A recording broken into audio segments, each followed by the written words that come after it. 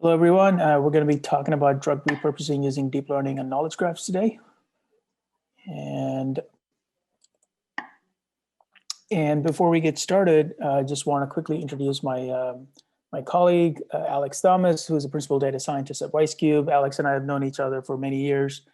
He's been working in natural language processing and machine learning, but with Indeed before this, and also various other startups. And he's also published author and a speaker, and he's spoken at Spark Summit and other conferences many times before. My name is Vishnu. I'm the CTO and co-founder of Vicecube AI. We specialize in using graph-based technologies in drug discovery. This talk will be talking about how we applied some of the graph technologies in drug repurposing. But we've been working in graph technologies for quite a while now, and so we're pretty excited to be able to share our knowledge as well. Moving on to the next slide.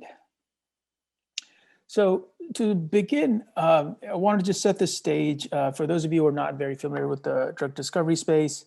There's obviously a lot of research funding that goes into drug discovery every year, around $200 billion. Spent on just the biomedical research part, and unfortunately, there's not a lot to show for it. In fact, it's one of the industries where most of the research spending does end up going to waste. Some accounts, it's almost 75% of the research is not reproducible, and in fact, it's gotten so worse. There's actually many research articles suggest that. Things are not trending in the right direction. There's actually a law called Ehrum's law. You might have heard of it, where it's the opposite of Moore's law, where the number of new drugs that are approved per $1 billion spent on R&D is actually steadily gone down. In fact, it's gone down to the point where it's getting half the amount every 9 years or so since 1950. And so the graph on the right shows you the trend that the pharma industry is actually sort of going through. So, and this is typically what you don't want to see. Like, you want to see the opposite, right? And so clearly there's a problem in terms of biomedical research and the amount of output that they're actually able to produce. Going on to the next slide. So there's obviously various solutions that the pharma industry itself is looking at. Obviously, AI is a big part of that, and specifically, there's few different ways you can apply AI. Like, there's many different ways. One of the ways that we're going to be talking about today is, typically when you think about drug discovery, you're thinking about what's known as a new compound that you're trying to find and a new therapy, but oftentimes, there's actually a lot of existing drugs that have already been approved by FDA, and the FDA approval process is a very long and cumbersome process, which takes, somewhere from 10 to 15 years sometimes, and like we just talked about, could be like billions of dollars worth of investment. So, what if we could actually leverage the drugs that are already in the market and sort of for what they call an off-target use, which is, if we can repurpose some of these drugs that are already been approved, already proven to be safe for a different therapeutic use, then that would be like sort of shortcutting the whole process, right? And so that's what drug repurposing is all about.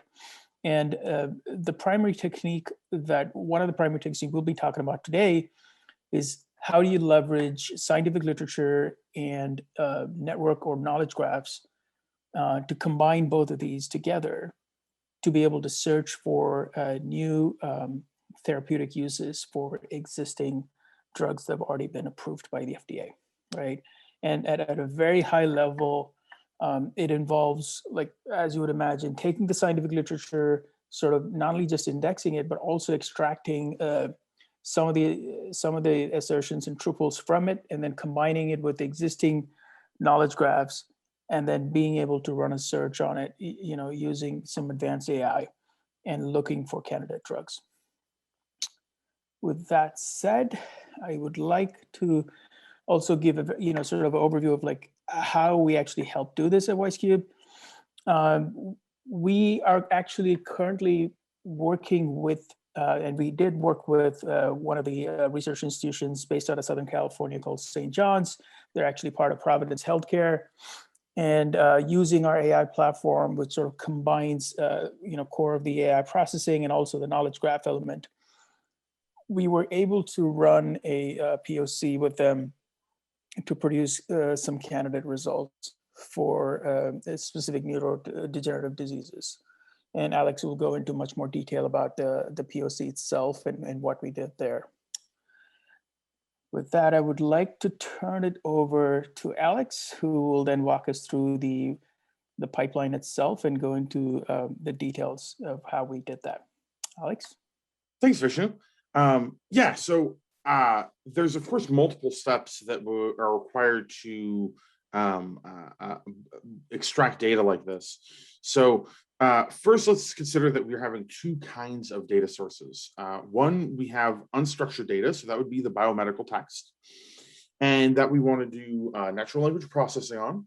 And then we have the structured data. And so this will come in the way of curated graphs or databases that we want to unify first with each other, and then also with what we extract from the text. So this is sort of a diagram at a very high level of what we're doing for the Orpheus project. Really, what we're going to be focusing on here is the unification. So that's sort of in the ETL category, but also in the link prediction, which is sort of when you see there the trans-Z L2 embeddings. We'll get more into that in a moment. So we've broken this into 4 steps. There's the data sets that we actually use for doing this. There's ingesting them. There's building the graph, which is going to have these different sources for the edges. And then there's ultimately the link prediction. So the 2 main data sets that we're using are three main data sets are the drug repurposing knowledge graph, or Drkg. And that's actually an amalgam itself of other data sets. And it was there's some processing already done from the really great team at the deep learning for graphs project. And then there's Kemble, which is an openly available data set that has a lot of chemistry information, and PubChem, which is another one, a similar data set. Kemble, of course, from the UK, PubChem from the United States. As far as for Drkg, it's a combination of these 6 different data sets. So we won't go into all the details for some of them here. Mostly, it's actually subsets from these. It's not really the full data set from any of them. But let's talk a little bit more now about how we ingest this data. So in ingesting the data, there's the unification process. So this is making sure that the 2 entities that may have different IDs and different data sets ultimately end up with the same ID inside Orpheus. So that requires a couple of different steps depending on which data we're unifying. And once we've done that, we need to load it into a database if we want to serve it. But if we're doing link prediction, we actually don't need to do that at first. So we need to load it though to present it to others. And then once we've done this, and this ingesting data actually would occur after the link prediction, which we'll get to later. So what do we do about like the outputs that we're going to get from this process? So when we ingest data, so linking these IDs, there's some difficulty because different data sets may have different idea of what is the primary element. So, for example, you may have perhaps in one data set, the IDs may represent both a drug and a dosage, and you're going to need to match that up to another one where it's just the drug. Now, in this case, it's thankfully pretty straightforward because PubChem actually has an API that lets you retrieve a PubChem compound ID with a drug bank ID. And drug bank ID is the primary identifier used for compounds in Drkg. So we can actually retrieve a lot of information pretty straightforward using the Pug REST API. And then that will let us pull information from Campbell. Now, the Pug View REST API is slower, but it returns a larger document for each compound. Depending on what sort of information you want to include. We were primarily interested, at least initially, with including the smile string, which is pretty straightforward to get. But then we also wanted to add in some sort of categorizations, which required a little more, a little broader look at the data. So we ended up using the Pug View REST API. So once you have data in a common format and you want to ingest it into a database, the question, of course, comes, do you want to have an RDF style or triple store database, or do you want to have a sort of a modern GraphDB that uses Gremlin, a property graph?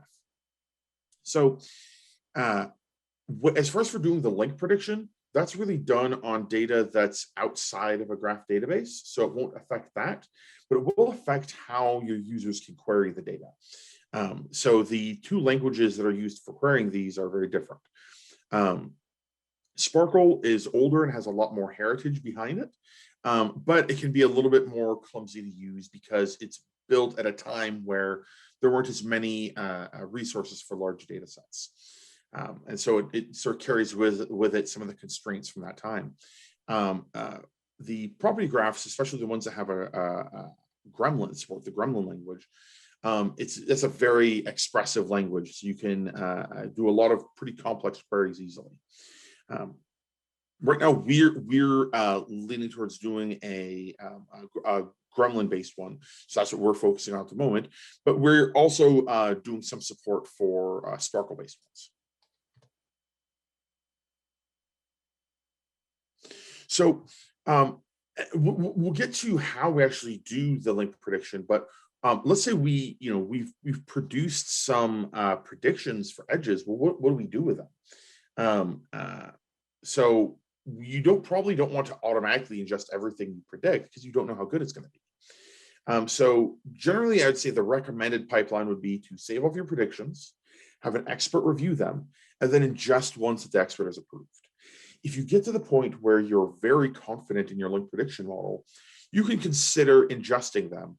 But I think it should be considered mandatory that you should consider it like a mandatory step that you add a property to those edges that tells the user that these were predicted and not actually created by a human.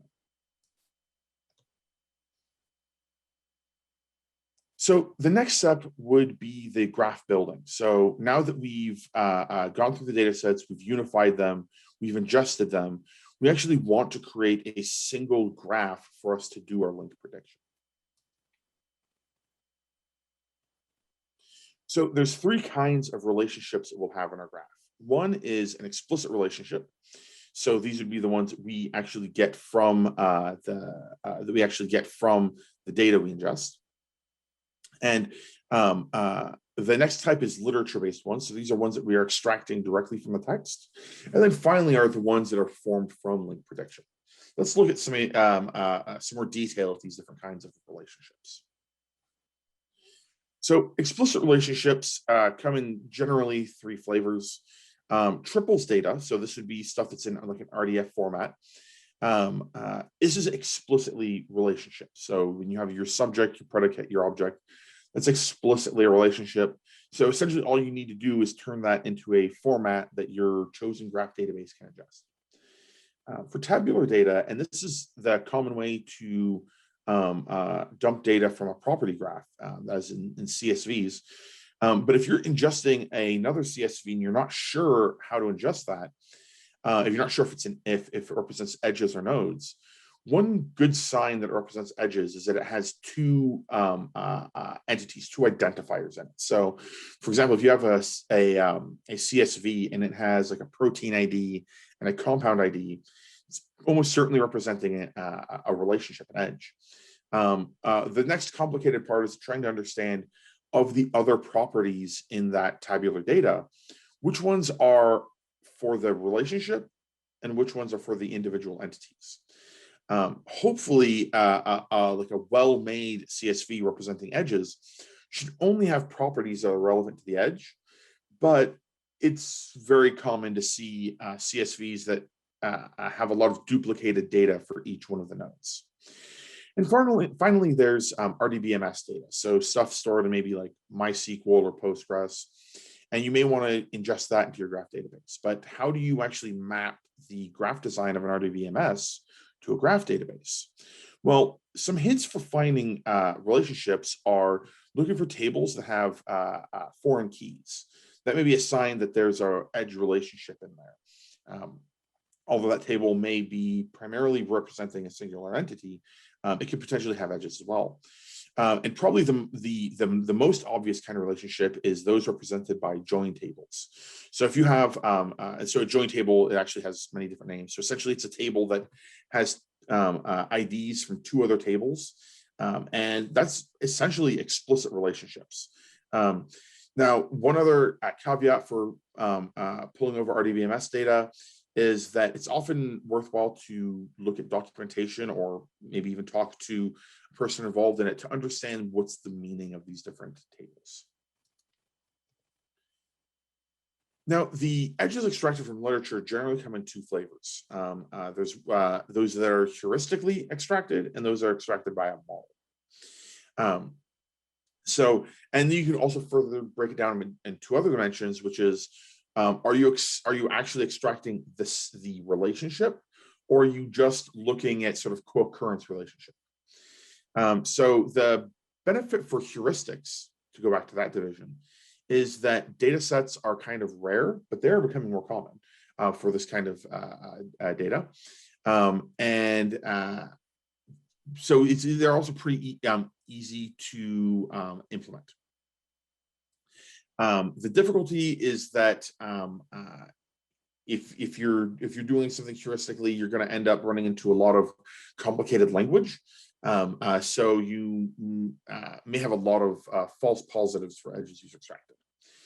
And for using a model-based one, so if you're trying to use a heuristic to extract the actual labeled edges, of course, again, yeah, you run into the issue of very complicated language or difficult for heuristics.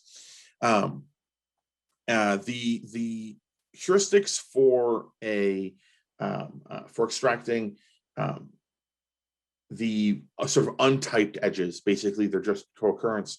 Those pretty straightforward, but it's pretty good. It's pretty important to make sure that the user understands this sort of represents that these two entities are talked about in the same context, and it doesn't necessarily have an explicit meaning.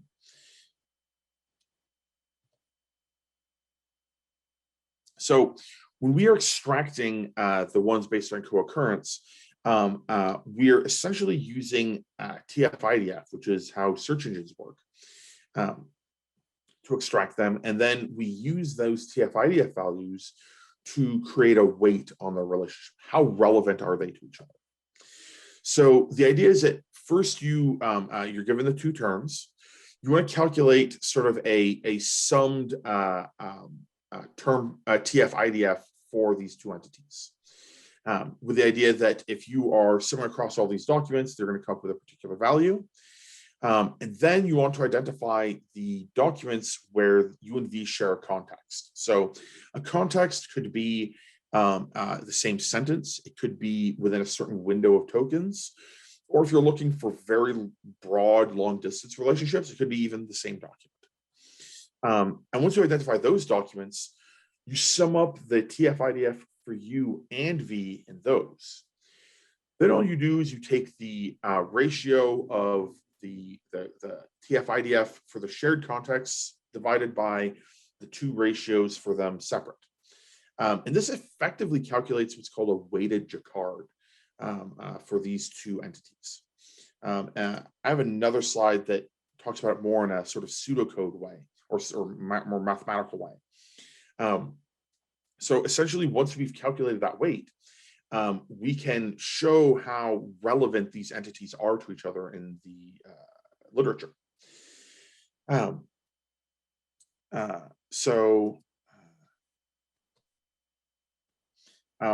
now that we've built this graph, we've maybe even run, and I know I didn't talk about much about it, maybe we've even run some sort of like relationship extraction. We have the document extraction that I just went over. Let's figure out what we can learn from the graph itself in terms of new relationships, because that's where we get to the heart of drug repurposing. Because we have these existing drugs and we have these diseases with some literature behind them. And really what we want to do is we want to find out relationships that are implied by the data, so by the graph that we've encoded, hopefully, and that are implied by it, but are not explicitly described in it. So generally two types of ways of doing this. There's untyped models that are essentially looking purely at the structure of a graph. So they don't really look at the meaning of the graph. They're essentially saying, these two things aren't connected, but they are connected to other nodes that suggest maybe they should be. So that has the benefit of generally being straightforward to implement. So you can, as far as for looking at machine learning literature, there's a broader base of literature for doing that kind of work. And then there's the typed ones. So this is where you're trying to predict a specific kind of relationship. And of course, the output from that is going to be much more valuable because you're telling the user that the model is predicting this particular kind of relationship, but it can be much more difficult to train such a model. And as I mentioned earlier, we're using the deep graph library for doing this modeling work. So the first one, and this is essentially a pure heuristic, it's not even really a model, which is looking at Drkg. So essentially the intuition behind this is that you can know a node by the similar nodes it's around. You'll know a node by the company it keeps. So the way you predict this is you look at the ones that have many common neighbors, and then you say, oh, you have many common neighbors, you should probably be connected as well. So it's pretty straightforward to do, no model train, but the intuition honestly is not realistic. That being said, you can actually get, it's not great results, but you can get, some good results out of this. And I would suggest if you're doing this on a new data set where maybe you don't have a lot of other sources of information to validate your predicted edges, this is a pretty good baseline to compare against. The next one, this is a model-based but untyped prediction. So it's using deep walk.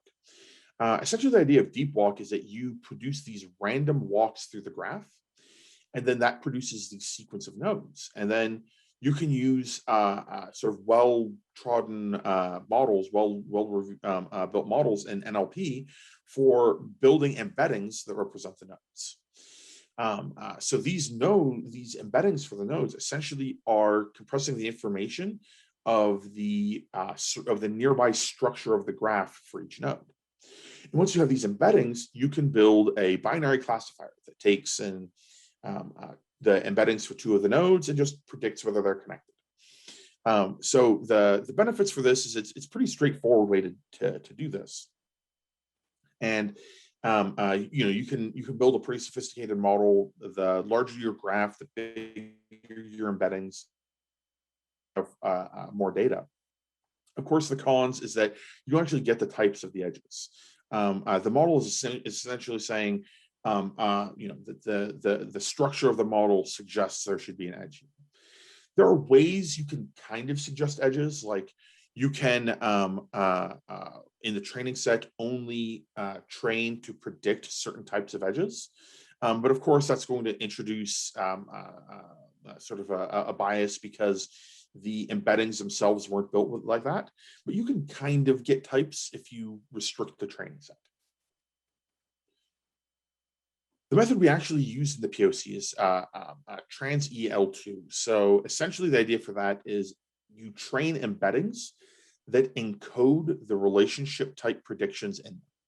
So the idea is that you are going to train a neural network that's going to try and predict that a particular vector relationship holds between two nodes and a relationship type. So that relationship that I showed down below, which is that U plus the relationship embedding, the U embedding plus relationship embedding minus the V, so that's like the target entity, should be 0. So they should be very close. And the idea behind that is that if we consider, like, I guess we have W and V here in the picture. If you look at W minus V, so that's like the edge between them. And then if you look at plus, that sort of makes a parallelogram defined by these two vectors. So the idea is that if the head entity plus the relationship type, that should get you to the target vector. And that is, you train a neural network that does that, and then you take the embeddings, the higher level representations from that network. And once you do that, you have embeddings, so you don't need to even run a model at evaluation time. You have embeddings that encode the link prediction. But of course, the difficulty of this is that you need to have a pretty built out graph in order to learn these. They're going to be you're going to need to learn probably a higher dimension, yeah, but we were quite happy with the results that we saw in our internal review. So now that we've produced these edges, the next step is sort of as I was talking about earlier on. We submit it to an expert. So what we did is we filtered our predictions to look only at drugs that are already FDA approved. And we also did another thing using the platform that we have here at Vicecube, which is we predicted the blood-brain barrier permeability, because that's of course going to be very relevant to the research going on, which is related to Alzheimer's disease. So any of these drugs that we are recommending would have to be able to pass through the blood-brain barrier. So right now we've submitted our first round of candidates and are waiting to receive the results. Waiting very eagerly, my lord. And so now I'd like to hand it back to my colleague Vishnu for the summary. Thank you, Alex. So yeah, so as we saw, there's absolutely, drug discovery and drug repurposing obviously has a lot of applications and a lot of opportunity, and but also knowledge graphs themselves and link prediction themselves is a very powerful technique that can be used in various different ways. And we believe that, it is sort of this is the reason why we actually are focusing a lot of our energy on knowledge graphs, and we've specialized on it. And we believe that this way we can actually combine the knowledge that's out there and be able to represent it in a way that is not only easily understood by humans, but can actually unlock signals and information that otherwise is sort of hidden to even machines, and represent the higher level representation that Alex was talking about. So yeah, so with that, hopefully you gave you insight in terms of like how drug discovery works, how drug repurposing works, and also how we can use knowledge graphs to be able to do that. So thank you everyone for joining our session, and we'll open up for questions. Thanks. Thank you.